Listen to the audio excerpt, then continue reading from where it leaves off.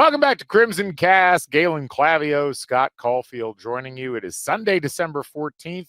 Good morning, and halfway through December, 18 days until we see Indiana football play once again. I think I did the math right there. As Indiana kind of kicking back right now, waiting for their opponent in the quarterfinals to be decided. But it was back in New York, I would say. There's a lot of teams out there. Yeah. It was a momentous day for IU football yesterday as the program is able to claim a Heisman Trophy winner for the first time in history. The fever dream continues, Scott, as Fernando Mendoza. Hats off to him as he brings home the hardware. It was a beautiful, amazing ceremony, and we're going to talk all about it a little later on in this show. Also, Indiana basketball back in action. Not as beautiful. We're going to talk about that as well. We're also, at the start of the show, going to tell you some news about what to expect out in Pasadena. But first, Scott, it's great to see you, my friend. How you doing today? I'm doing great. We have a Heisman Trophy winner. Like Indiana's Heisman. We're going to talk very seriously about this and how awesome it was. I'm going to start with just a joke from the telecast. And to be fair, as an IU fan, couple of things, like we sit down to watch. My wife's like, "How long is it?" I'm like, I don't know, half hour, like an hour. And then you look at the TV guy, like look at YouTube TV. It's like an hour. It's like, all right, I think it's about an hour. And I haven't watched it for a couple of years. It used to be in that what felt like a really small little room.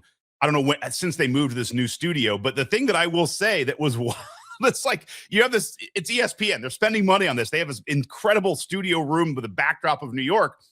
And yet, when you're getting to the very end, they have the four finalists. They have the guy talking. The freaking teleprompter is right behind them. And so you're watching it. It's like, are we going to see who won before he announces it? Because it's like, you're just reading exactly what he's saying.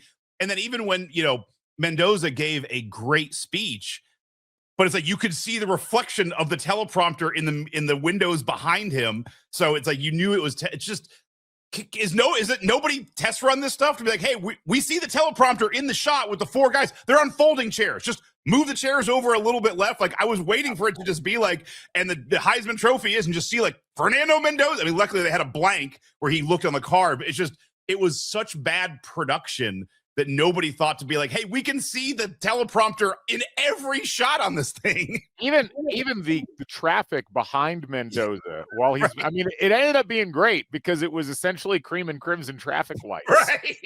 But I was looking at that and I was kind of like, I don't know if that's exactly what they were going for with the production elements. I also thought it was hilarious that whether they intended to do it or not, they let Pavia and Jeremiah Love sit down for their individual interviews with their coach, and they made both the Big Ten candidates stand. Right. Mendoza had to stand with Signetti, and it was hilarious because Kurt just completely refused to do any blocking. Like, right. He had to switch camera angles at one point because Signetti was just pointed entirely the wrong direction. And then if San had to stand as well, it's one of those deals where they probably should have done a couple more run-throughs, but it is kind of an odd space to try to do all that in. And I got what they were trying to do with the blocking on set, but it just didn't really work too well. So yeah, when having a shot of, I mean, I lived in New York growing up, like having a shot of that street is nice, but you're right. Like you could very easily have like 12 ambulances show up and have like a fire truck and just turn into like just a ton of stuff happening in the background, but doesn't matter because he won, had a Heisman. Last thing is that they're going through and showing some of the old winners. And I have a 12-year-old son about to turn 13. We had a fight this morning about socks where I'm just like, hey, you shouldn't put on socks with holes in it. That turned into a thing where I turned into an a-hole. I don't know how. But I had a moment last night where they show Chris Winkie, and it's like, 2000 Heisman Trophy winner. And he's like, Dad, he graduated the same year you did. Like, you look so much better than he does. Like, thank you. Thank you, smile. Thank you, son. Was he 8 years older than you when he graduated? Yeah, I think he was 38 when he played. But some of those like I think Eric Couch on the stand last night. It's like, ooh, looks rough. Crouch. Well, yeah, whatever. Tim Couch. Eric Couch. Yeah. But some of the guys in the 2000s like looked a little rough. Yes, you and I have been plugged into the rejuvenation machine. We have, yeah. Really, it's IU football being good.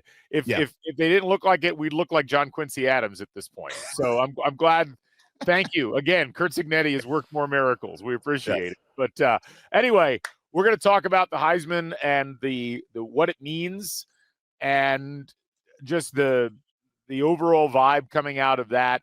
We're also, as I mentioned, going to be talking some other stuff with IU football. But first, just a reminder, we are brought to you by Homefield Apparel, your place to go for the finest in college fashions, the softest fabrics, the coolest designs. Scott, I don't know if you've placed your order yet, but Homefield has some IU Rose Bowl apparel already up and ready to go. And I love this look. I love the red on red. And we've got it up on screen here for those who are watching on YouTube or on Spotify. They've got hoodies, they've got heavyweight tees, they've got the regular crimson tees, and they've got some other styles as well. They have some white and some ash colored shirts. Get yourself outfitted. I'm excited about this. I ordered this right when it dropped, I think like maybe Monday, and I've already got a notification that the red is on its way. And you can take advantage, if you haven't shopped at Homefield Apparel before, folks, with the code HOME23, get 15% off your first order. Get yourself some Indiana Rose Bowl gear and get yourself outfitted, whether you're going out to Pasadena or whether you're going to be watching it at home. I like that. I ordered this like 2 weeks ago. I knew it wouldn't come in for the bucket, but it's like literally Homefield stuff just sitting at my feet in my office. I'm looking at this. I will say I got, I'm on the email list, text list. I get it all. When they announced the first round matchup, a matchup that Indiana's not playing in because we have a bye, mind you. Right. Homefield had a great setup of t-shirts of all of the matchups with the helmets. I texted Connor and just was like, dude, like, well done. Like, again, just blowing out of the park, quick turnaround. And then he sent me some of the mock-ups for the Rose Bowl stuff, which we see now. And I'm like, dude, that looks awesome. I will say there's a couple things that aren't up there yet that might be coming up that Connor showed. So continue to look at Homefield, continue to check it out. I would buy the stuff that's up there now, which I did as well. I have that hoodie. I'm more of a hoodie guy than a t-shirt guy. And that's the trouble I'm running into is like, I guess I'll go with the hoodie for the parade and then maybe, roll into my jersey for the game. But you're going to bring you're going to do costume changes during the Rose Bowl. Well, we're just going to have a peel. It'll be more of a Scott, more skin we'll be showing as the day goes on. Does America want that is the question. Well, Pasadena's getting it, whether they like it or not. There you go. We might want to, let's check the forecast ahead of time. It'll be beautiful. What are we talking about? homefieldapparel.com. Hit them up. As I mentioned on the last show, they got some more Rose Bowl stuff coming, folks, and you're going to really enjoy it. So keep an eye on that. Get yourself over, get subscribed to the newsletter, get on the email list, follow the socials, and avail yourself when it becomes available. So anyway, Scott, as we launch into the show proper, I wanted to go ahead and announce that we are going to have a fan meetup in Pasadena. So I'll tweet this out as well, and we'll talk about it. It's not a formal rent the whole place out kind of thing, but the plan right now is we're going to be convening at Kings Row in Pasadena New Year's Eve at noon. And we wanted to get everybody together that was out there at that point. Kings Row, we actually did an informal meetup there last year when we were out for the UCLA game. Really cool establishment. And I think everybody if you haven't been out there, you're going to enjoy it. It's right there on Colorado Boulevard. There's a bunch of other shops and stores and restaurants right on that pathway. We were electing to do something New Year's Eve because there's a lot going on New Year's Day. There's the parade in the morning, which I know a lot of people want to go to and should want to go to. And then there's also almost certainly going to be some kind of an IU Alumni Association event. We're still waiting for details on that. Scott and I will almost certainly be at that as well. So trying to cram all that in for a 1:00 kick and do a fan meetup in a separate location didn't seem wise. So the plan right now is we're going to do a meetup on New Year's Eve. Kings Row Gastro Pub is going to be the spot. So noon, plan on being there. And then as additional things pop up, we will announce those. So if you're on X or Blue Sky, you can follow us. It's crimsoncast.bluesky, which I've got now. They've finally broken me down. I'm using Blue Sky. But on X is obviously just at CrimsonCast. So check us out there. We'll try to keep you folks informed as we get closer to that time. Sounds good. Just for everyone to be honest, there's a world where I'm going to try my best to be there. As Galen knows this. Like, we had already planned the trip over this week. We're going to Sequoia National Park. We already got it worked out perfect. We already had our flights in and out. We just had to change where we were going. We were going to try and go to Joshua Tree and spend time in Palm Springs. We've since moved that to Pasadena. But I'm going to have my wife and my 2 boys with me, which is going to be awesome. But I already know that I'm kind of New Year's Day is going to be a long day for us anyway, because we are doing the parade. We're doing the game, all 4 of us. And so there's a world where I might be at Joshua Tree during that meetup time, just buying time with my kids, keeping them worn out, because I need to get them ready to not bug me during the Rose Bowl. You're going to do like a ceremony to get everybody ready, like mentally cleansed. But yeah, I mean, you have kids, I have kids. It's like there's a power meter of like how much they're willing to take of your stuff. My oldest son loves football, so he's in. My youngest is like, there's a power meter going. It's like, if I use all of it on New Year's Eve at a meetup, as much as I love you and the pod and everybody, it's like that power meter is going to be close to E for the parade and the game.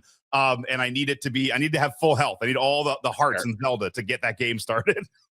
I like you're doing a good job of planning ahead on this. I'll say, but I will do my best to try and be there for like the very beginning of the meetup. But Galen is the star. That's who everyone wants to see. The star. We are going to try. We'll have some other Back Home Network friends joining us at that. I think Rhett Lewis will be joining us, and Rhett and I might have a separate thing that we're doing as well at some point. I think Trisha Whitaker is going to be joining us as well. We got a couple other people that'll be in the mix. So we're excited to see you all. Again, Kings Row Gastropub in Pasadena, New Year's Eve. Plan is for noon. Check us on X or Blue Sky for additional information. All right, let's get to the main event.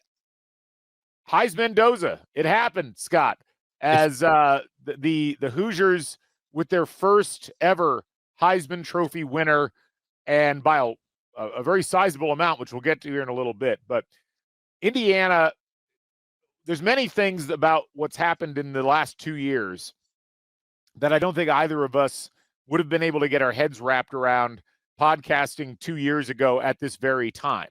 A Heisman Trophy winner at Indiana never felt like it was going to be in the cards, regardless of how successful Indiana was. Right. I was talking last night on the podcast I did with Rhett Lewis and Yogi Roth about how I can still remember as a 10-year-old seeing Anthony Thompson not win the Heisman, and it felt like that was the closest we were going to get. Antoine Randall finished 6th in 2001. This just felt like something that other programs did. And, obviously Ohio State's won a ton. Notre Dame's won 7. USC, those are the programs, the real blue bloods that feel like they get Heisman Trophy winners. And yet, Scott, Fernando Mendoza not only goes and wins the Heisman Trophy, but wins by, I think, the 6th highest percentage of the vote in recent history, and also essentially, I think, wins over the hearts and minds of America and the IU fan base with all the coverage around it and the way that he handled that speech. It's a tremendous accomplishment for Mendoza. It's a tremendous accomplishment for Curt Cignetti, and we're going to talk about all those things, but it just feels like another thing that IU football fans, especially the ones that have been watching for a long time, like this is the ultimate in, wow, here's a reward. Here's something that validates IU football and validates your fandom of IU football. It just feels so cool to say now, when you're talking with other college football fans, I root for a team that had a Heisman Trophy winner. That is the ultimate in, they'll never take that one away from us.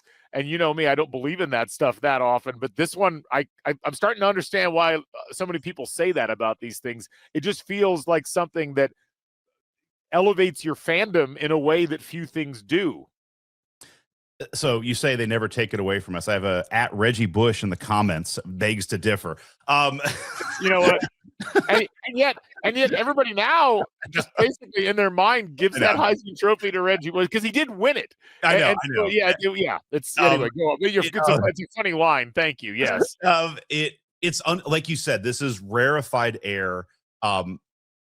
I never thought we'd have this. And you and I have talked, in one of our many podcasts after an IU loss, just kind of lamenting what happened in the 80s and the idea of like that year where, Indiana had Anthony Thompson and they didn't make a bowl. And it's like, what, the Michigan State game, so close. It's like, and multiple times in my head, it's like, God, if Thompson had won the Heisman, how the trajectory of Indiana football gone?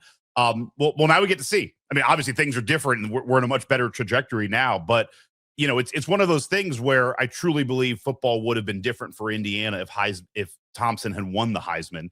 It's a huge accomplishment for Mendoza, for the entire team, and for the university. But I'm going to highlight on what you said, the coverage of Mendoza and the way that he comes across, and like the video of Aiden Fisher and the team just waiting for him. I guess either in the hotel or wherever. Like they're in New York and they cannot wait to celebrate with him. It's funny. My wife was like just going through stuff this morning. I'm grabbing coffee and she's like, "Hey, did you see where Mendoza was the day before the Heisman?" I'm like, "Probably somewhere cool or dorky." Like that's my answer. Like it's like, oh yeah, he's like with like families, battling the same disease, MS as his mom, and like giving that. And it's like, of course he is. Like he is the prototypical. Like this is the kid you want your daughters to marry. His speech was amazing, and that's what I was telling my wife is, I'm sure if you dug into everyone's story, it would be awesome. But that's the thing with Mendoza and really everybody on this team. When you get to Surratt and Aiden Fisher and just all of these stories of guys who feel like underdogs, but it's like they're our underdogs and they're our guys, and I think that's something of what makes Indiana and this team so special for all of our fans. Is not just that we're winning. It's not like a corollary where like Calipari goes to Kentucky and gets a bunch of 5 stars, just dudes who just crush it. It's like you feel like you're buying a title. A lot of these guys are new to Indiana. It's Mendoza's first year, but they all have this kind of backstory of like we're all underdogs and we're all fighting this together. But damn, man, Mendoza just comes off as so well polished. It's such a good look for the university to go up there and speak to his grandparents in Spanish and just give this very heartfelt, meaningful speech about how much he cares about his family. And you're just like, yeah, this guy looks awesome. And then, but what's amazing about Mendoza, I'll end on this, is it's not just like sweet and saccharine. Like you showed the pictures, like his teammates love him. They're all there. They're fired up. They're super excited. And like you said, man, this is huge. A lot of schools only have one Heisman. I mean, I was trying to pull a list this morning. It's the number of Big Ten schools with Heisman winners. We're adding to an elite list there as well. We also break a streak of how long it's been since the Big Ten has won a Heisman. This is where it gets weird. Like, Marcus Mariota won it at Oregon. Like Caleb Williams won at USC, but they were not part of the Big Ten. Like you have to start playing the game of like, was that team in the Big Ten when they won? But you go back to Troy Smith at Ohio State. It's like 2006. Yeah. So it's been a long time. But no, this puts it's well deserved, but it puts Indiana in just another echelon and puts us ahead of a lot of teams in the Big Ten that have had success here or there, like Northwestern, but they don't get to these heights. Getting a Heisman Trophy winner takes a lot of things. Normally an unbelievable, you're one of the top few teams in the country and you have a player who's doing things at a top elite level. Yeah. I mean, it was interesting watching the lead up to to the vote and to what happened with the vote, because it felt like for a while Mendoza was in the mix with 3 or 4 other players, and it felt unlikely that he was going to actually be the one that won at the end. And you had obviously a lot of Julian Sayin, and I certainly understand why. I mean, Sayin did have a great statistical year, but it's funny how his candidacy, it's funny if you think back to like the narrative going into the Big Ten championship game was, well, whoever wins this game is going to win the Heisman as long as they don't have a terrible game. And when Mendoza won, most of the people in the media establishment said, well, okay, it's Mendoza's. And then there was this weird groundswell amongst certain voters and certain media members for Diego Pavia.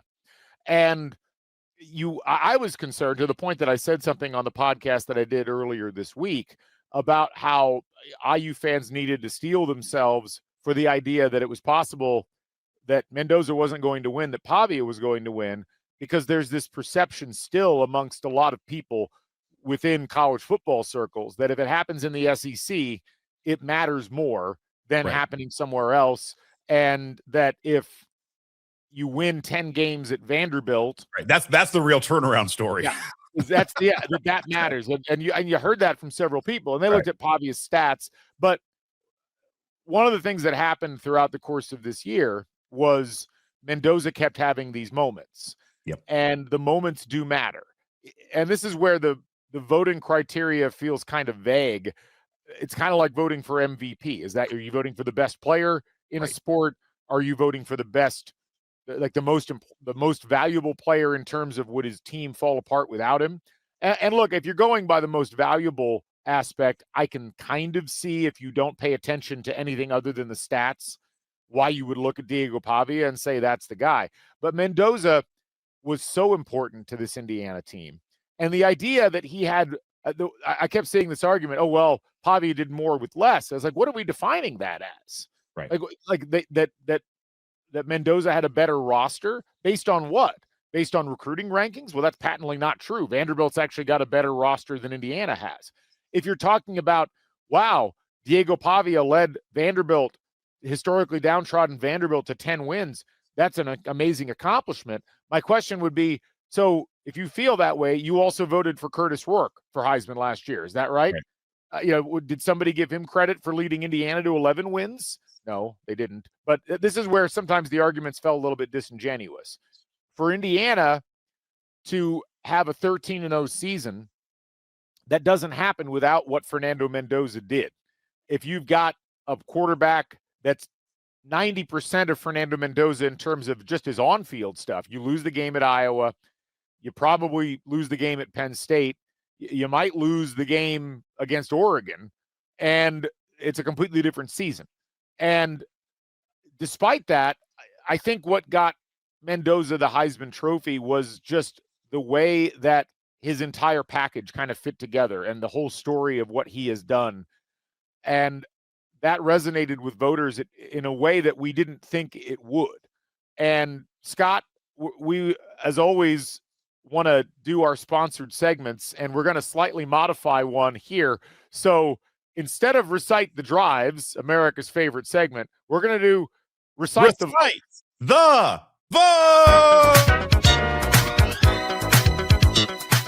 It's now time for Recite the Drives.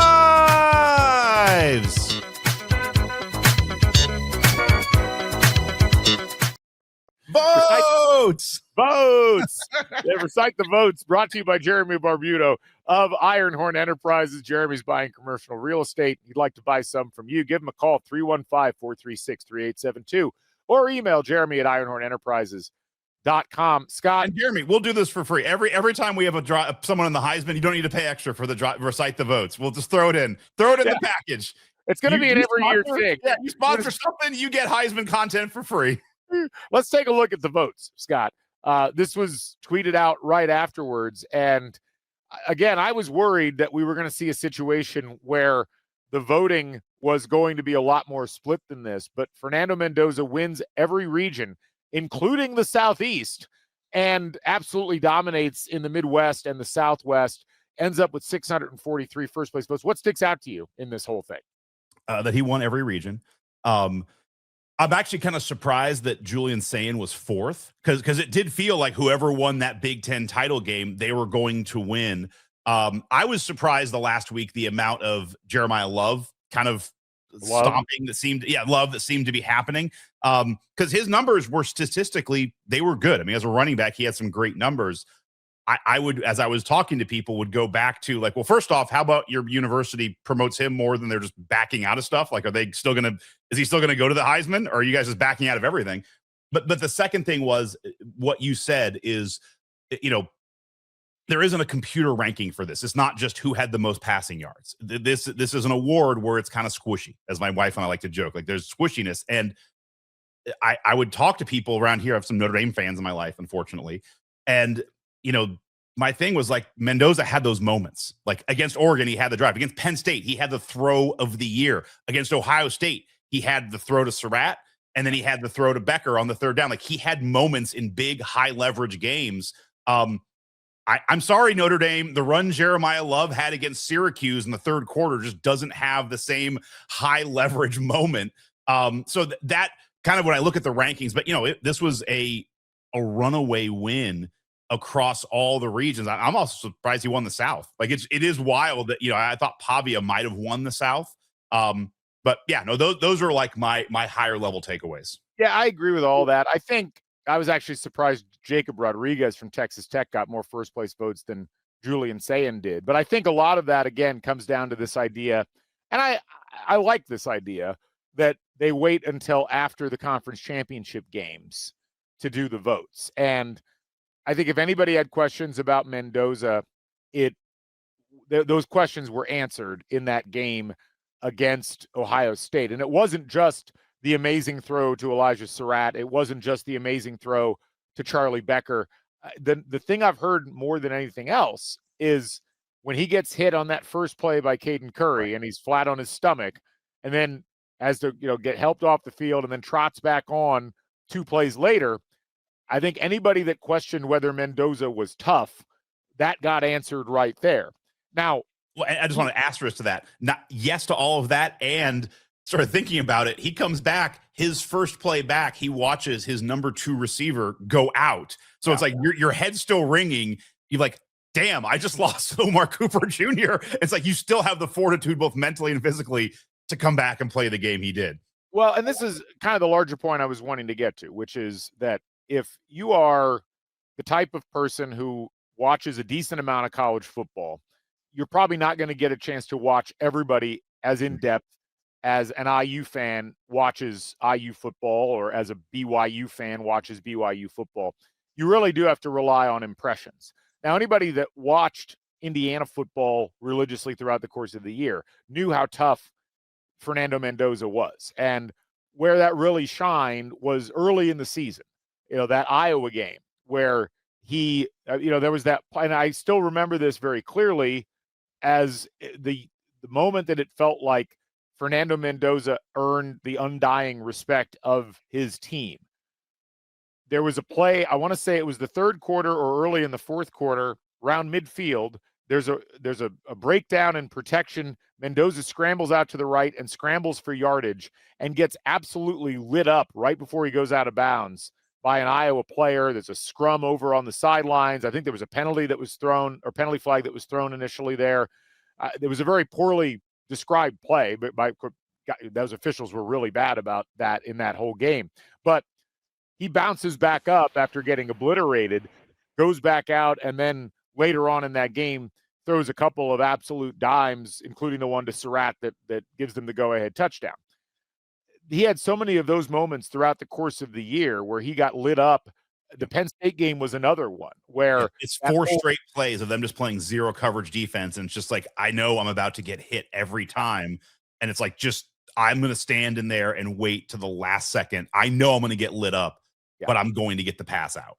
Yeah. And so the idea that a lot of people hadn't seen him in those sorts of situations is something that you have to realize. And this is where being on a big stage and having everybody's eyes on you does make a huge difference. And it was something that Diego Pavia didn't have.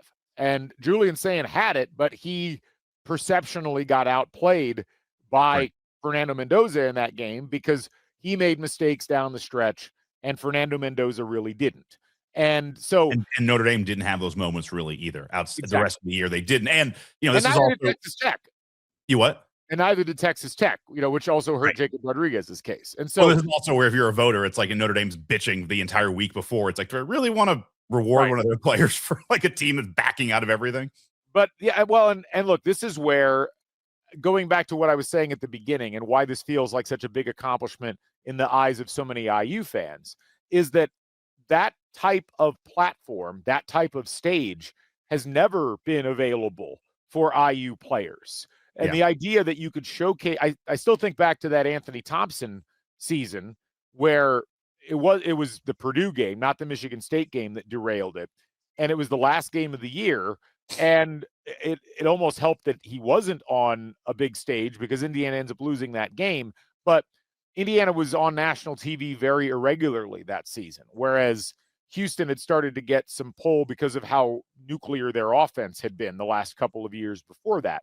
And the thing that's been amazing about this season, and I frankly don't know if Fernando Mendoza is the quarterback last year and the season goes the same way, I don't know if Indiana gets the national juice to be on national TV enough for him to win, but because he had enough moments in the public spotlight, the Illinois game, the Oregon game, the Penn State game, this game against Ohio State, it made it so that people paid attention to Indiana football and therefore paid attention to Fernando Mendoza. And as a fan, I think as an IU fan, you need to think about all the times that IU football has felt hidden in the shadows, shoved into the back of the closet.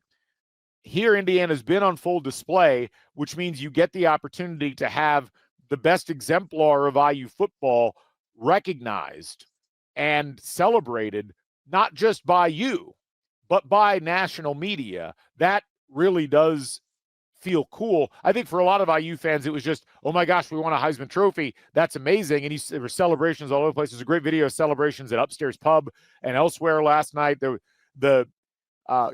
of the priests at the Catholic Church on campus tweeted like they paused their Christmas party so that they could all watch the show and everybody celebrated. I'm sitting in my living room, like the vote comes out. I'm applauding, cheering.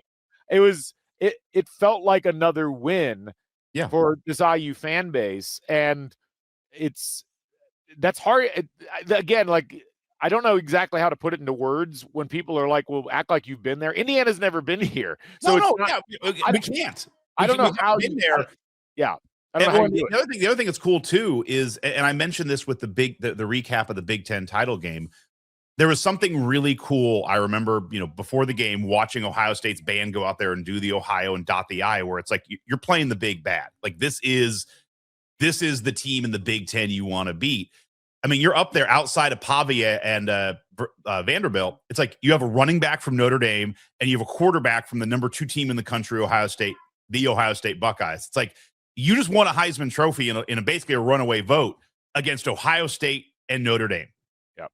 I mean, it does not get any more blue bloodier than that. Yeah.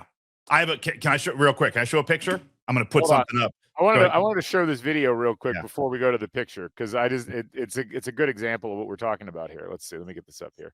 How does this work? Oh, there we go.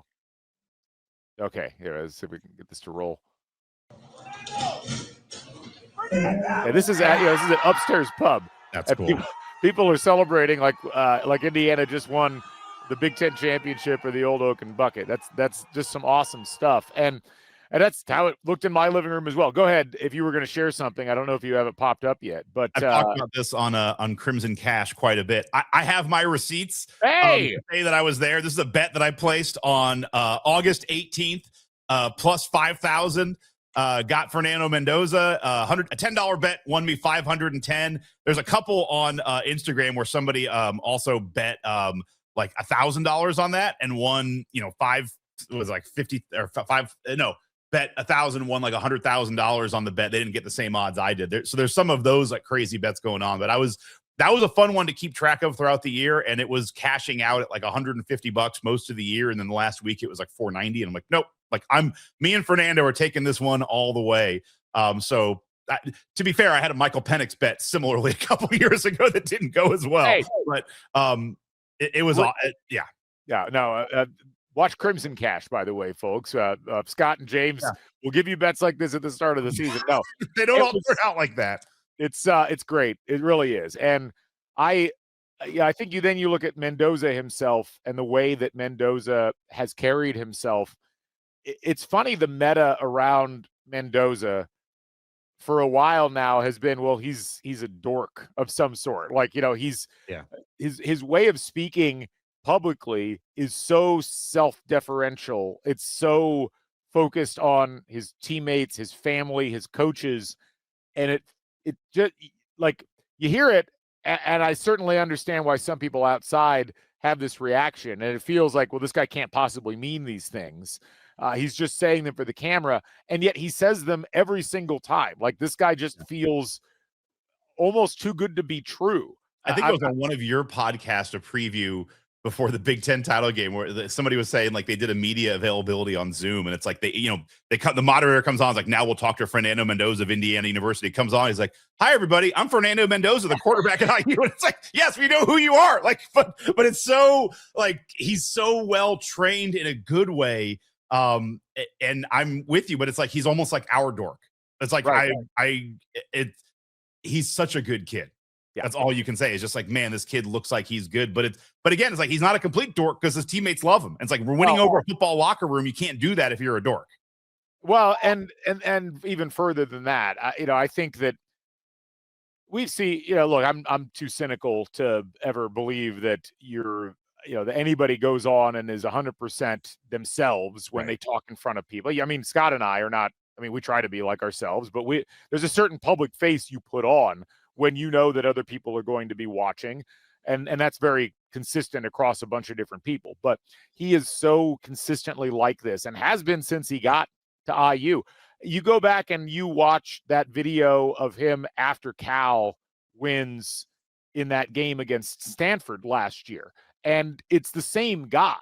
Like, this is not one of those where he got to IU and they're like, well, we're going to give you some media training and you're going to start talking this way and you're going to start he's always talked like this, and it's refreshing.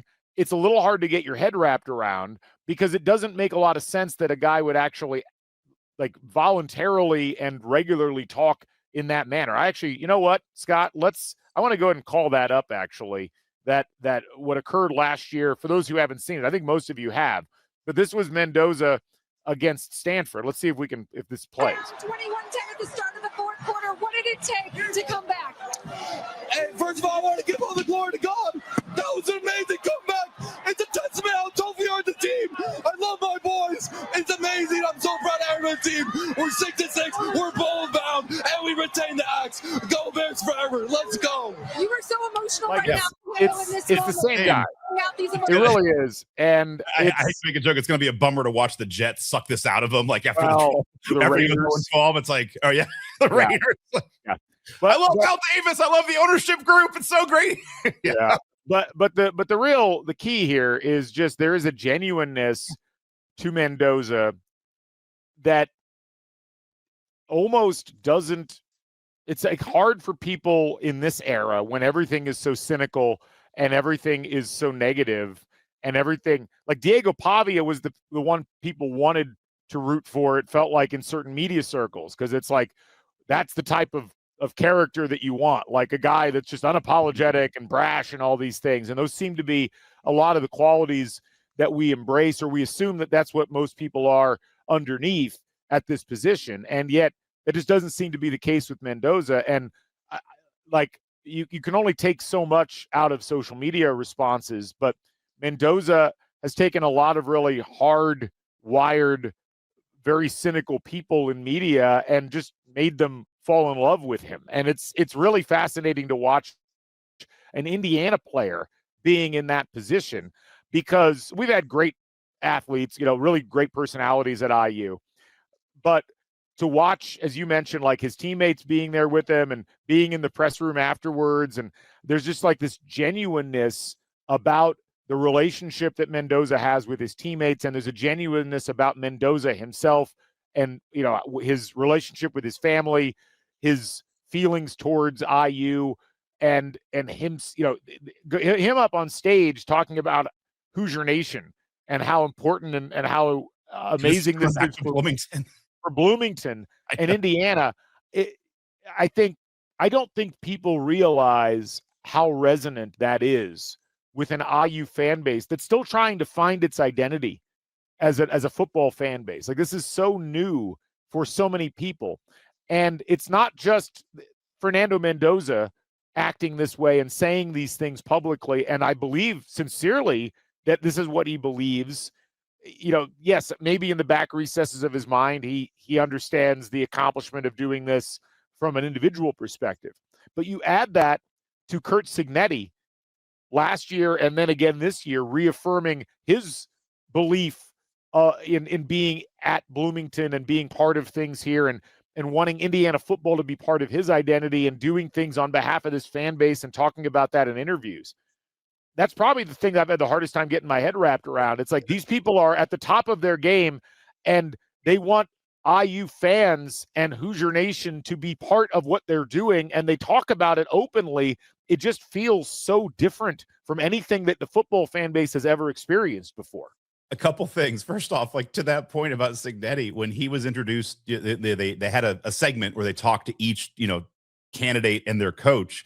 And it's just like, oh, and you're with Coach Cignetti, he's won the, National Coach of the Year back-to-back, never happened before. And it was like, now on to Mendoza. It's like, and I get it. The night's about the Heisman Mendoza. It's like, we're just brushing off that we also have a coach, the first coach to ever win back-to-back Coach of the Year awards. Like, that is just something we're brushing off. A couple things.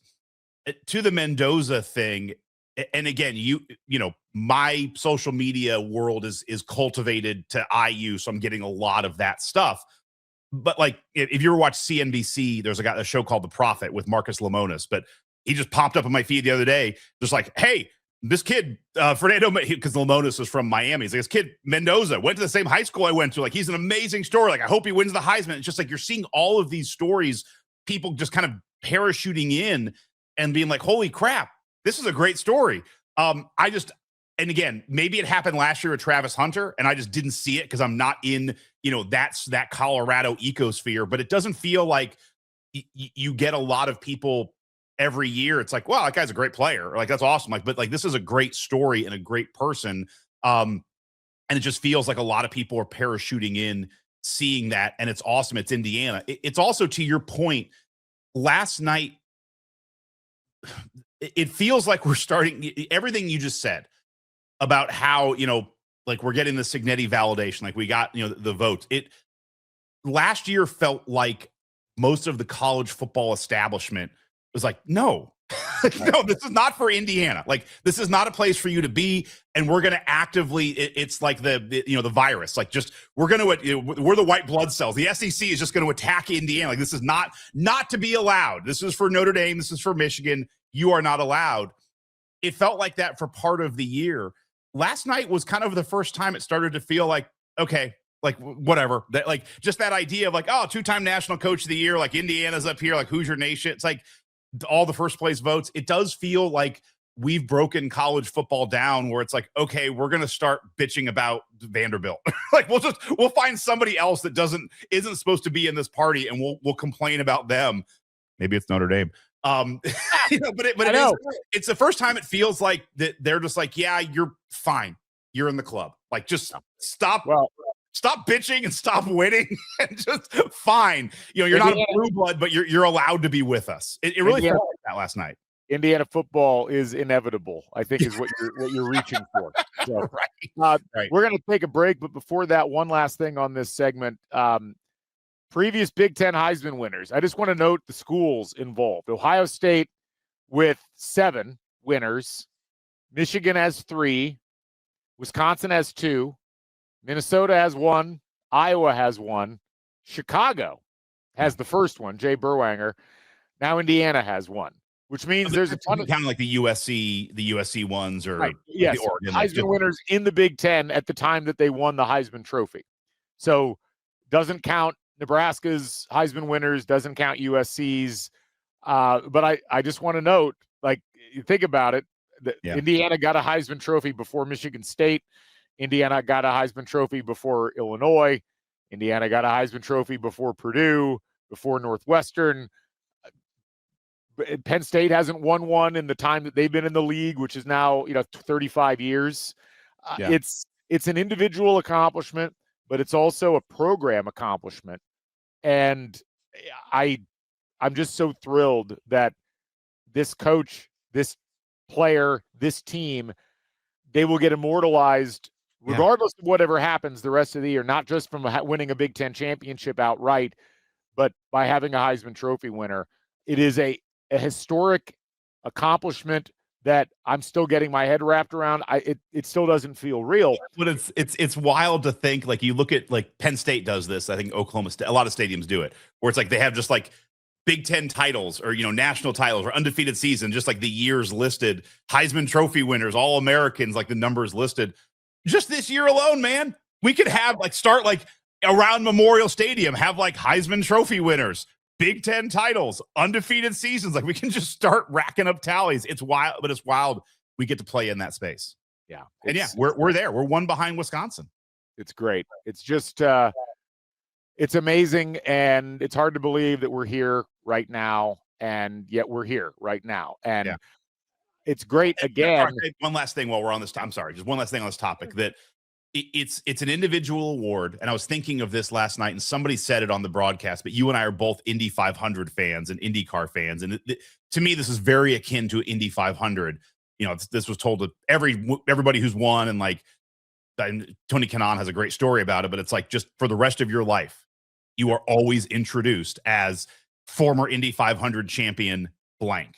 And this is one of those things where you can win a national title in football and you're still not always introduced as like a national title winner, because you could have been a backup. Who knows? Like, it's one of those, I was just thinking about that last night. Like, no matter what happens here to end, for the rest of his life, Fernando Mendoza will be introduced as former Heisman Trophy winner Fernando Mendoza. And that is such a cool thing. But it's like, there are very few things. And again, even winning titles doesn't really get you that. Even sometimes like an NBA MVP, right? You're not always named, like Indy 500, Daytona 500. I'm leaning toward racing, but there's very few awards that kind of get you that prestige forever.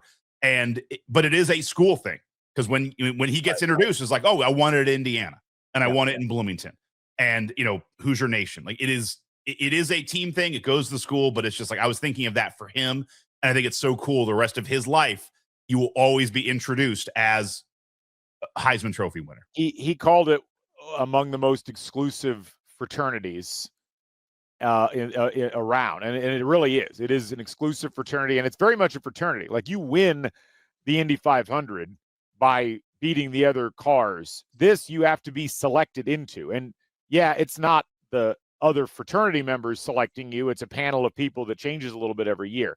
But it really is one of those things where you have to be picked.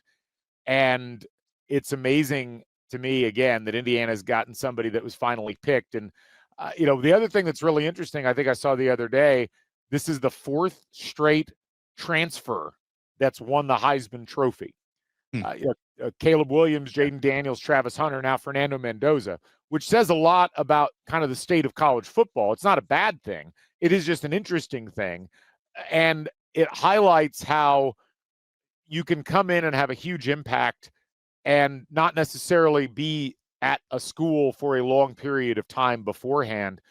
Just an interesting little piece of trivia to go along with the accomplishment. But congratulations to Fernando Mendoza, and congratulations to IU football.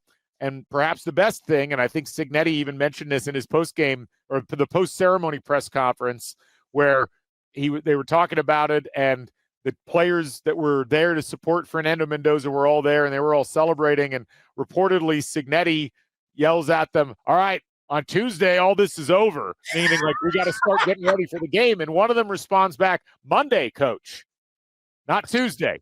I love it. So it's and I'll say this, like, I firmly say, like, Mendoza, different discussion, but I'll just throw this out there where he's like, just feels different. 100% he should go pro. Like, he won the Heisman, like 100%. But there's and I think he should, and I'd be disappointed. I mean, I'd be like, the move professionally, you go pro, just for all the reasons we talked about. There's a world where you're just like, I wouldn't, like, there's a 1% of me. It's like, I could see Mendoza being like, I just want to come back one more year and do this again. Like, he is so unique and built so different. I could see him being that, like, hey, that'll all be there later. And again, it's the wrong decision. You should go pro. You should go. That's the right move. But it wouldn't, I would just say I wouldn't be like gobsmacked shocked if he's like, this is so much fun. Like, oh, shucks, like, let's flip and do it again. Well, the one thing I'll say about him, though, is that as deferential as he is, and as much as he gives credit to everybody else, one of the fascinating aspects of his story, and what I really respect, is as much as I believe him when he gives credit to his teammates and his coaches wherever he's at. He's shown throughout the course of his entire football career that he knows when it's time to move to the next level because he has to challenge himself more. And that goes all the way back to transferring high schools. And, he goes to Cal, and then that's what brought him to Indiana in the first place. So I hear everything, and but I hope for his sake, he realizes it's time to move to the next level because that's where you achieve what you're ultimately going to achieve as a football player is at that level. But I love this. And then Indiana, we achieve singularity with the universe when Alberto Mendoza wins the Heisman next year. I might put a $10 bet on that right now. You should do that right now. Let's just see. Let's see how we play it out. See if the odds are up. We're gonna take a break. We'll come back. We'll talk IU basketball, and we'll get you ready for the weekend with some other items going on. For Scott, I'm Galen. This is CrimsonCast. Back right after this. When the final buzzer sounds in Bloomington, the conversation starts here. The assembly call is IU basketball.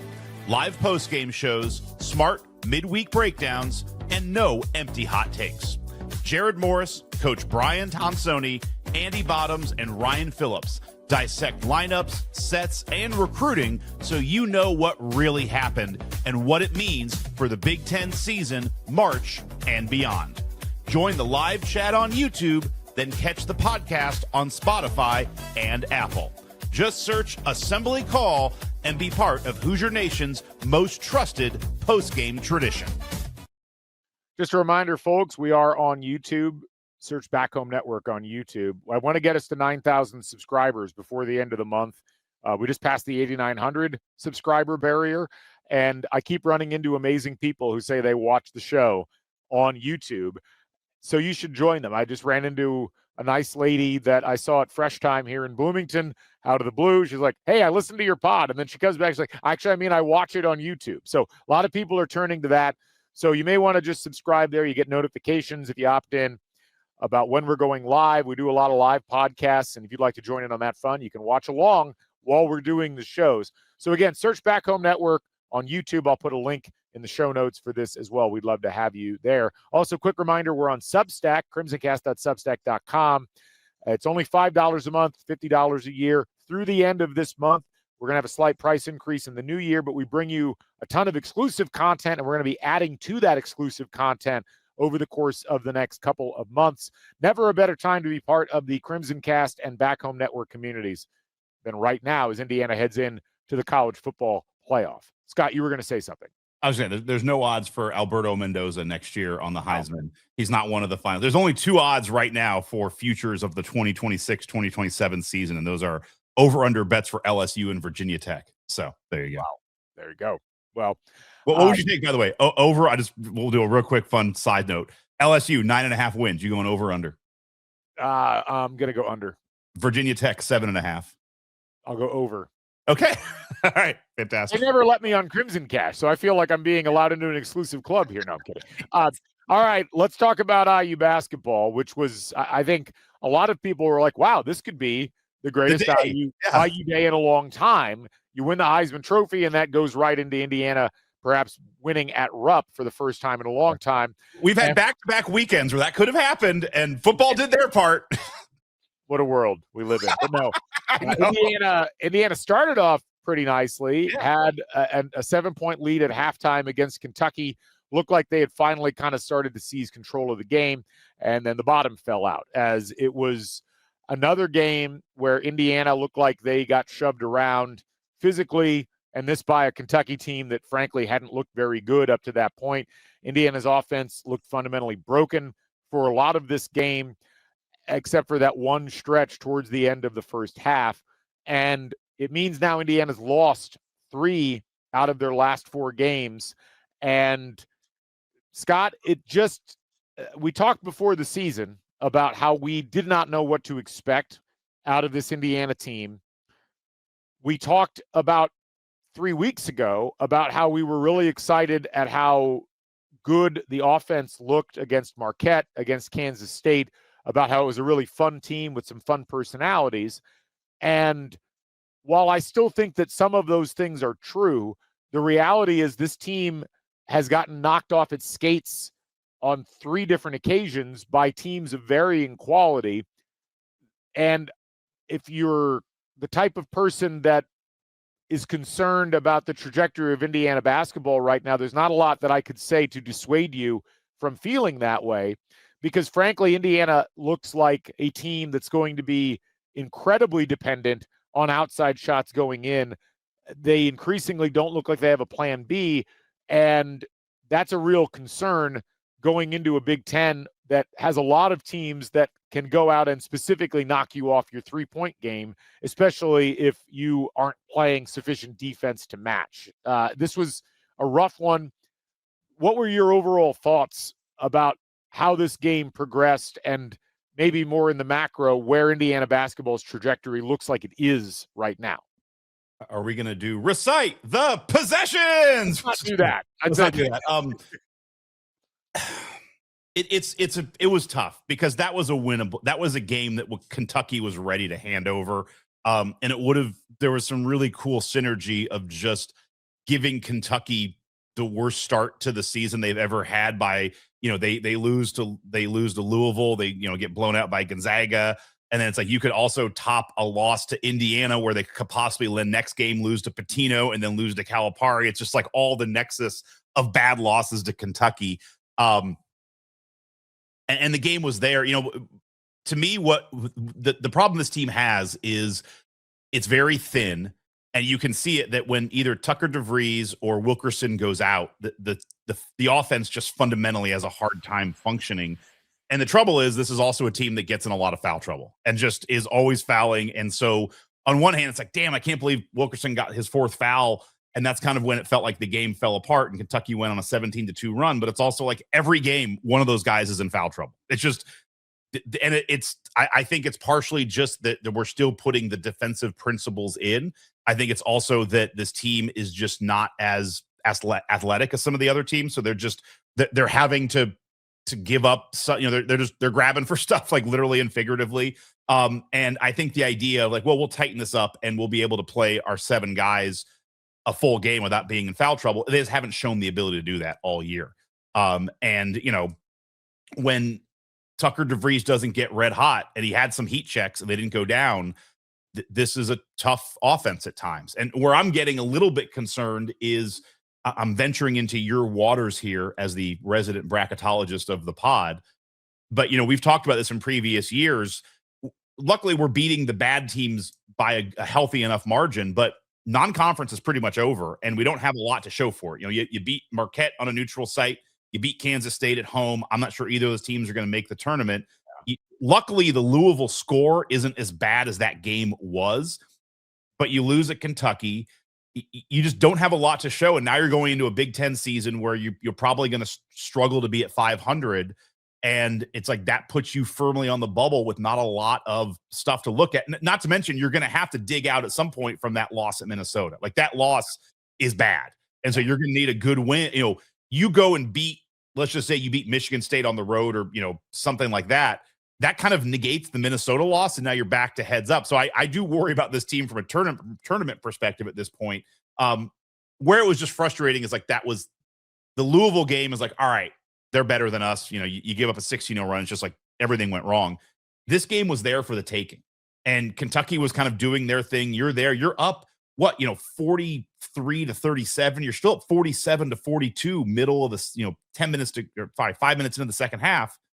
And then just the wheels fall off, and it just doesn't seem like there are options, even on the bench. Like, I'm not sure what you do outside of just keep kind of shooting and hope you figure it out.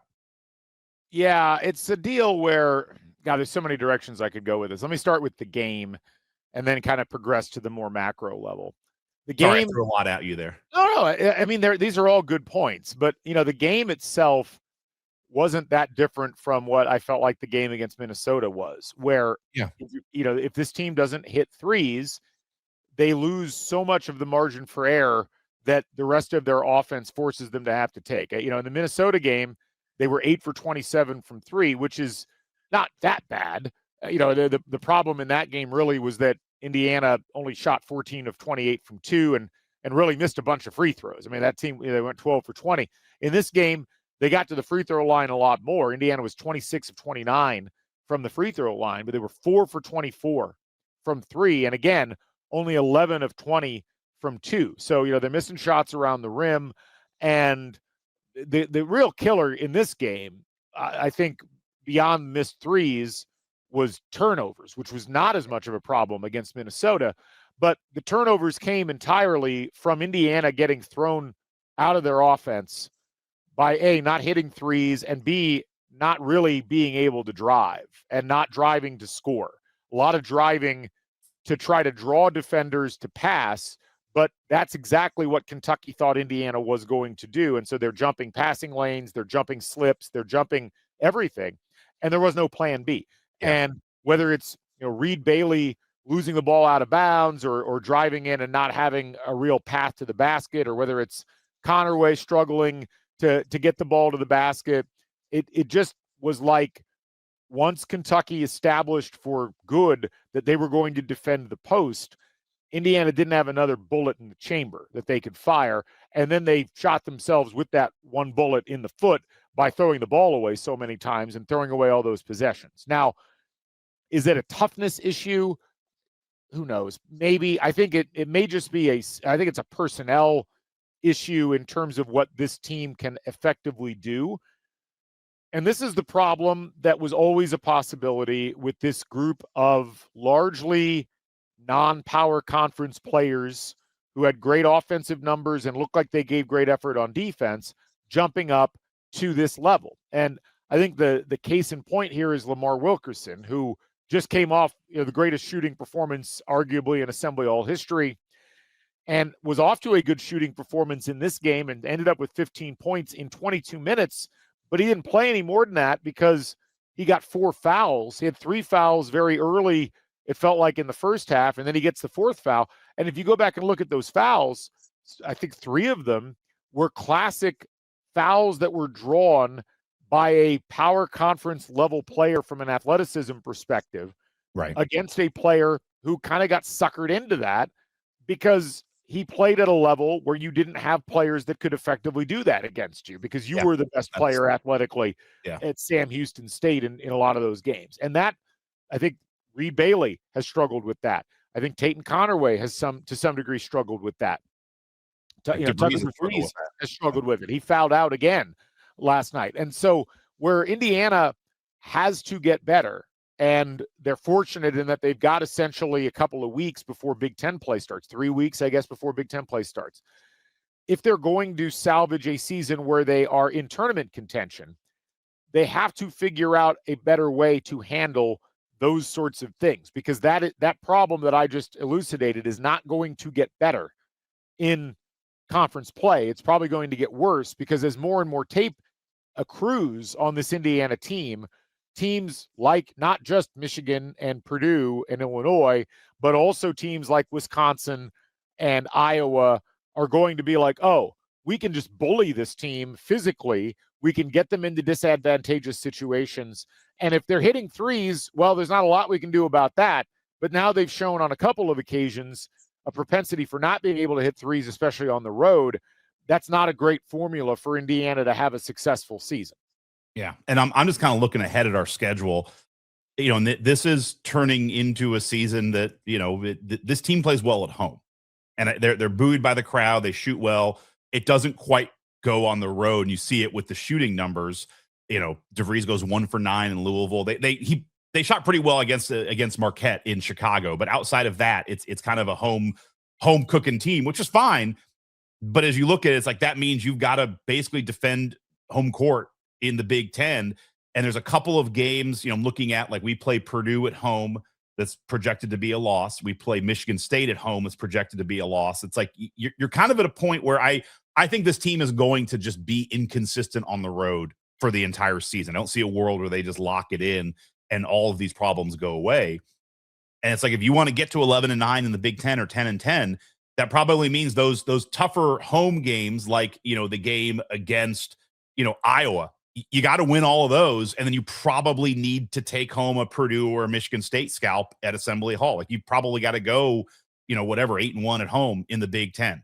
Because I see I foresee some issues on the road. Not to mention a lot of the road games, like we play Michigan on the road, not at home. Like a lot of the road games are tougher. So, to me, the path for this team to be solidly in the tournament is gotten a lot more narrowed now based on what they've done, but also based on everything you're saying, I think is true. It just, I don't see a world where all of this gets fixed and changed by the Big Ten season. Oh, no. And this is, again, this is kind of what you expected. And it's weird because it's like so many of the guys are older players that you can't be like it's a young team, but it is a team that's stepping up to a new level and a team that's all built together. And this was going to take some time. And so the idea that it's going to be fixed all in 1 year is kind of fanciful. But yeah, it's not looking awesome as it stands right now. Yeah, and it's unfortunate in some ways, and I'm sure I'll get criticized for excuse making or something by saying what I'm about to say, but it was a narrow route to Indiana being immediately competitive under Darian DeVries with the way that everything happened with the roster for Indiana basketball over the course of the last couple of seasons. If you go back to before the end of the 23-24 season, the whole idea was Indiana was going to go out as a program, spend a lot of money in the portal via NIL, and get a team that was going to thrust them back into the center of college basketball competition. They go out and get Omar Ballo. They go out and get Miles Rice. They go out and get Kanan Carlisle. The idea was we're going to spend money because we have to go spend money, and we're going to generate a roster that just through the sheer talent that is accrued, combined with Malik Renew and Luke Goody, and I guess Goody was part of that transfer portal class as well, they're going to be able to coalesce into a team that's able to compete. That didn't happen, and then everybody left. Literally the whole roster gets emptied out, and Indiana has to try to piece together a roster that was going to struggle to compete because it relied on a lot of this is what we're going to do. You don't have any proof of concept of actually seeing it. And for a lot of players that were in the portal, especially power conference players that fit this type of system, there were more attractive options elsewhere. Now, Indiana got, maybe they went after different targets than they should have. I'm not absolving anybody for any blame. I just think that it's realistically, you're looking at a situation where there was always a chance. And again, I go back to our comments at the start of the year about not having any clue what to expect in terms of how this roster would fit together. There was a chance that this team was going to come together. Their collective offensive talents were going to merge. They were going to figure out how to play defense well early, and they were going to win at least one of these games that was going to be against a tournament caliber opponent. I don't know that it was anticipated that Marquette was going to be as bad as it was, or that Kansas State was going to be this poor, or that Kentucky, I think it's one thing if you lose a road game to Kentucky when they're a top 10 team. This is clearly a Kentucky team that was not put together well either. But you lose that game, and now you really do. It's very similar to what the situation was last year with Indiana, where they went into conference play and their non-conference wins were against South Carolina and Providence and Chattanooga, and that was it. And that was not going to be enough to get them into the tournament. And you figure last year's team, they won at Michigan State, who was a top 10 Ken Pom team. They won against Ohio State and Purdue at home. They swept Ohio State, who was a fringe tournament team, and it wasn't enough to get in. Now, every tournament year is different, but roster construction-wise, it's a team that always had the possibility of not being good enough to have a tournament caliber season. And ultimately, it's on the coaching staff to figure out a way to address those things and fix them because, look, college basketball doesn't stop moving. You made a change with the idea that things were going to be better. I just don't know now looking at it if that was something that realistically was a more likely scenario than not, given everything else that we saw transpire around college basketball, and particularly in the Big Ten from a roster construction perspective at places like Michigan. So it's unfortunate, and it was a roll of the dice, and it doesn't look right now like Indiana's dice roll came up with the numbers that they needed to actually have a tournament season this year. But they still do have a couple of months to figure this out. And I do like the system that they're running offensively. I do think that that has a lot of potential. Does it allow you to go out and get better players in the portal now that they see what Indiana's trying to run? Does this offense look better with higher caliber physical and athletic specimens who are able to shoot and pass the way that Indiana would like to? And I do think that there's some positive things to look at in terms of the defense. As much as Indiana's defense didn't help them necessarily last night, over the course of the season, it's a top 20 defense right now. Can they sustain that throughout the course of the year? And does that pay some dividends? Because that has been better than what we've seen out of Indiana over the course of the last couple of seasons. It's just disappointing that the offense does not seem to be coming together, and I don't see a route against the athletic opponents Indiana's going to play the rest of the year to get there. Maybe I'll be proven wrong. I'm just fascinated to see how everything plays out. It's sad that it hasn't worked out better up to this point.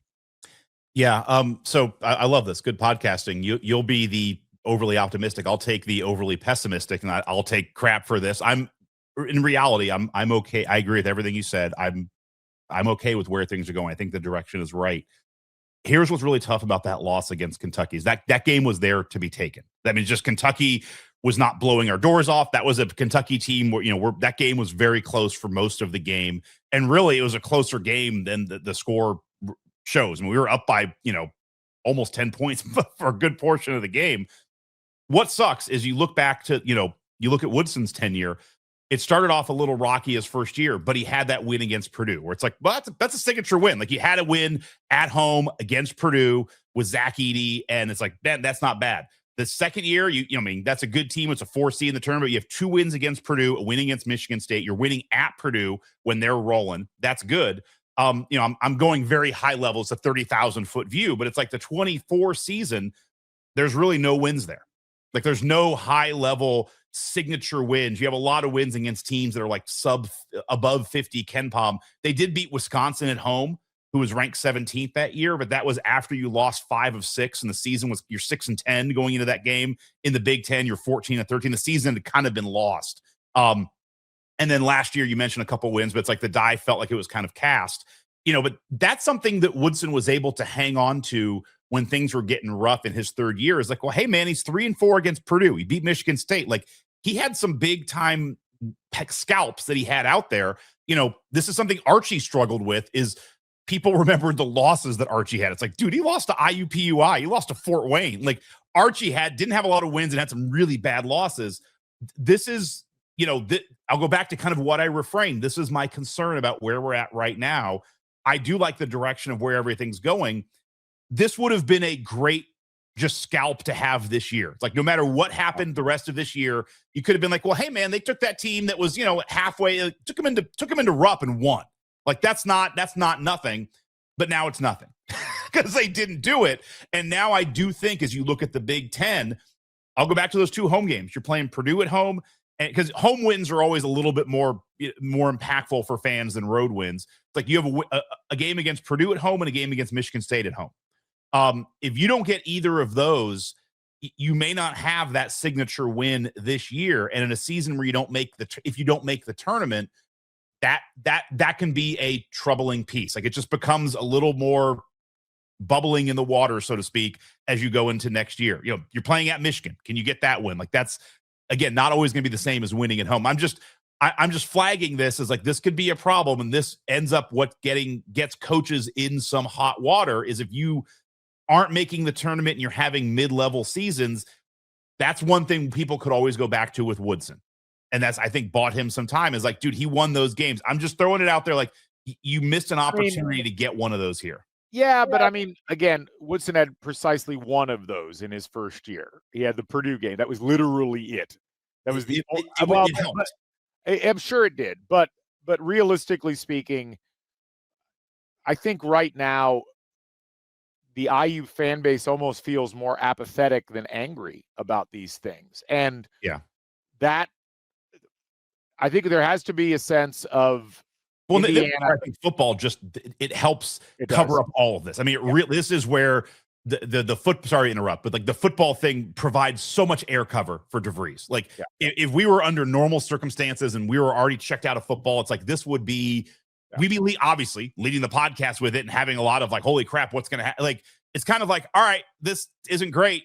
I'm gonna go get ready for the Rose Bowl. It's like I will check back in after that game against Michigan State on January 13th and start looking at basketball. Like I think this is the best thing that could happen to IU basketball is basically you're giving DeVries a season that nobody's going to really dig that deep into. We go back and forth, and a lot of the online conversation is not real in terms of its implications, I think, for lack of a better term. In that, there are people who will argue that, well, you have to be competitive immediately. There's going to be people out there who are still defending Mike Woodson and his tenure who are going to seize on this to go after a bunch of people because you brought a new coach in and they're not being immediately successful, and that's somehow media's fault or the fans' fault or the university's fault, and Mike Woodson wasn't to blame. And like realistically, this is an entire culture changeover in terms of how the basketball team is performing. Yeah. And it's a system change in terms of what they're doing. And ideally, and again, as we talked about at the beginning of the year, ideally, you have proof of concept immediately. You have a tournament appearance. You have things that you can point to, individual scalps, where it's like, oh, look at that. And the idea of the immediate changeover where you suddenly have success, it does happen in certain spots. And I think those coaches are to be lauded when they can pull it off. I mean, Pat Kelsey did it at Louisville last year, where in Kenny Payne's last team at Louisville was 8-24, and then Kelsey comes out and they win a bunch of really good games. In the non-conference, they didn't have any huge scalps that they pulled off in that period. They lost to Tennessee, they lost to Duke, they lost to Kentucky, but they beat Indiana on a neutral floor. They beat North Carolina at home, and then that from there they moved forward and they won enough games in a weak SEC that they just accrued a bunch of wins. That team was a little more that team's win total kind of masked the fact that they were an 8 seed in the tournament, and that's because they didn't really beat anybody. And this is where May's doing it in Michigan. Well, right, and that's another good point. That's where I think sometimes, and again, Curt Cignetti did it in football at Indiana. It is far more the exception than the rule, right? In terms of what you can accomplish in 1 year, and especially for IU, where you were literally starting from zero. And it's something that even the Woodson defenders would have to admit. Woodson did not start from zero. Trace Jackson Davis. Yeah, he had Trace Jackson Davis on that team. They had Race Thompson. He was recruited, but he still had him. They had Trey Galloway, who had already been recruited. There were a lot of pieces already in place that Woodson inherited that Darian DeVries didn't have any of those. Right. And it is, if you want to call it excuse making, fine. I don't think that the standard of play against good opponents has been where it needs to be so far this year, but it feels more uneven than it feels like a failure, because the defense has been very consistently good thus far, with the exception of that span of time at the beginning of the Louisville game and the end of the Minnesota game. And you're going to have those types of things with a team that's never played together before and a team that's relying on a very specific style of offense. Yeah. How they fix it and whether they're able to, at the very least, maintain their defensive intensity while simultaneously adding and fixing things on their offensive side that allow them to be more competitive, that's going to be the real question. I mean, even with that loss last night to Kentucky, they're still 19th in Torvik. They're still in the top 30 in Ken Pom. That loss last night was bad in as much as they didn't score particularly well. It wasn't the disaster that it feels like it was when you adjust for opponent. Indiana's going to have some games like that. They need to win, essentially. They need to win their next 5, including a game against a really good Nebraska team. If we're sitting here and the team is 13-3, well, that feels a lot better than 8-3. And Right. then the rubber really starts to hit the road and you figure out what you can do. This was going to be a growing pains season. Disappointing that they played this poorly against a Kentucky team that felt like they were ripe for the taking. But this is why playing on the road is difficult in college basketball. And I'm going to be really fascinated to see what happens as we move forward with this team. I don't think this team's going to quit. I don't think that the coaching staff is going to throw their hands up and say, well, better luck next year. This is where, though, they're going to have to demonstrate that this is a destination where people will want to transfer into to play in this system. That's going to be the most fascinating thing to me about this next couple of months of IU basketball. What's interesting about, you said the next 5 games is, like IU football is off until January 1st, obviously. Not that still buy tickets and go to Assembly Hall for Chicago State and Siena. IU basketball is basically off the same amount too. I mean, they have 2-0 games that they should be winning both of those. They're basically off till January 4th. I mean, it's wild. I mean, after Siena, there is a long break, but you're basically you have time over the next 3 weeks to retool and come back. It's almost like 2 seasons, the way you have this long break in between. So like they have time to go into the lab, take some time, get healthy, stop fouling, and figure out some of the issues. And can you kind of retool and get better? Because you do have a little bit of a runway into the Big Ten with Washington, Maryland, like you said, Nebraska. But then it does hit the road when you're at East Lansing, and then it's like, all right, now you're in the thick of things. But I do like that basically they have mentally off until January between now and then. Yeah. I think the other thing, and I'd be more concerned about it if there was a clearly consistent issue that Indiana was struggling with. But it's different every game, it feels like. I mean, everybody loves to harp on the rebounding and the idea that Indiana just can't rebound, and the numbers don't really show that. That was the problem last night, though. Kentucky had 32.6% was their offensive rebounding rate. That's not good. It's not horrific statistically, but it's not good. But the big problem for Indiana last night was twofold. A, they did not turn Kentucky over at all. Kentucky only turned the ball over on 6% of possessions. Indiana got weirdly passive. Not weirdly, they got passive because they were in foul trouble, but it led to Kentucky essentially getting a shot attempt on almost every possession that they had. You just can't do that. And Kentucky had a free throw rate of 65.5, which is not good. You're sending them to the foul line constantly. That adds additional points. It gives you fouls. And then on the offensive side, Indiana's big problems were their effective field goal percentage went from 82.8% against Penn State to 38.6% against Kentucky. Not going to do it. And their offensive turnover rate all year, with the exception of the Kansas State game, has been fine. They turned the ball over on 27% of possessions. And some of that was Tate and Conaway trying to force stuff, which is always a problem that is lingering or at least lurking in the background with him. It was this way last year. He had a ton of assists and a ton of turnovers, but he had more assists than turnovers. Here it was the opposite. There's not been a consistent boogeyman. As much as people want to claim it's the rebounding, it has not been that way. There have been other problems that have crept up in these losses. It's also not the size. You keep hearing it's physicality. Right. There hasn't been like a big man just crushing us in the paint for points. So a lot of the narratives around this IU basketball team have been kind of lazy from people who have tried to claim it's this or it's that. That's not to say that Indiana's in great shape right now, because they've lost 3 out of the last 4, and they've lost the 2 games against good competition that's likely to be in the tournament. But it feels more like a work in progress where there's holes that you're plugging and then other holes are popping up. And this is part of the process of trying to construct not just a new team, but have them play in a system that's very different from what we've seen before. This is where I think we got to have faith that the coaching staff's going to figure this out. It's way too early to be saying that this was a mistake or this particular approach is a failure. But there will be people that will claim that simply because I think people want to believe that this team's failing because of specific things. And I think we need some more statistical evidence and some more visual evidence before we can really say that.